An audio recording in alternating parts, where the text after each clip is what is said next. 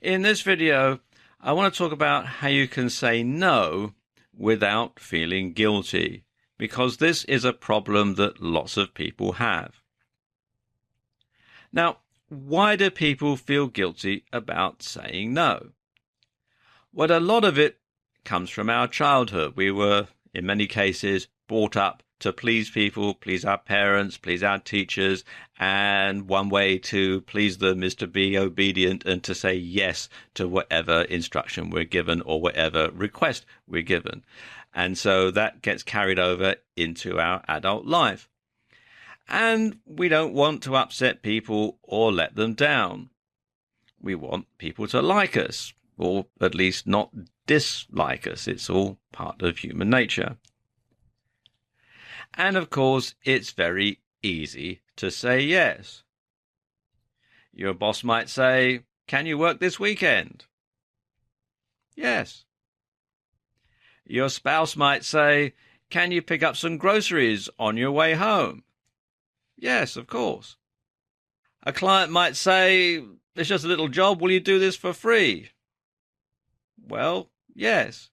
But in every case, you're saying yes, and it's not particularly convenient, and you're just burdening yourself with more and more work, more and more hassle. And of course, sometimes, even when you say no, you really mean yes. And these often come in the form of requests that end with the phrase, "You don't mind, do you?" No. So even though you said no, you've actually said yes. Well, it's time to stop. You need to stop saying yes all the time. You need to accept that you can't do everything. There's only 24 hours in a day, and by trying to do everything that everyone wants, you actually devalue the things that you can do because you spread yourself really, really thinly. And of course, there are dangers in being labeled a yes man or a yes woman.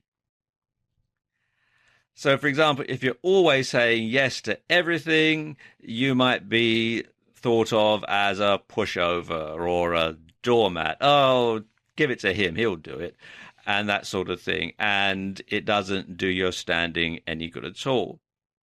Likewise, if you say yes to everything, but then you can't end up doing it, you might get labeled as being unreliable or a pain in the, well, you know what I mean. So how do you go about saying no effectively?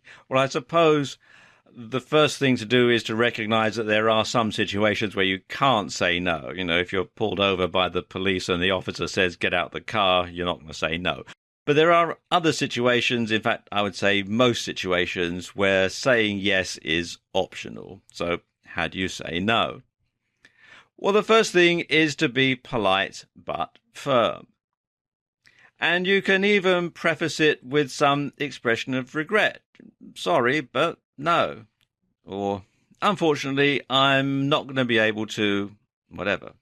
Or, "I'm afraid I just don't have the time." And mean it. You know, don't say no just because you don't want to do it. So, or if you don't want to do it, just say, "No, I don't want to do it. Thank you very much." That sort of thing. But when you say no, mean it. And if you don't have time to do something, well, you don't have the time to do something. There are only 24 hours in a day, and you can only do one thing at a time.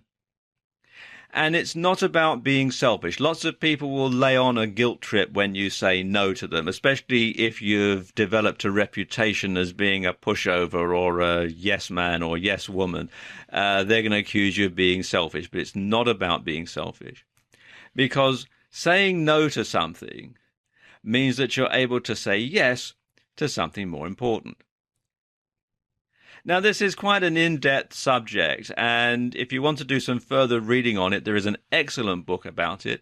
It's called How to Say No Without Feeling Guilty by Patty Bretman and Connie Hatch, and you can get it from Amazon and other good booksellers. And it does go into this subject in more detail than we've had time to cover in this video.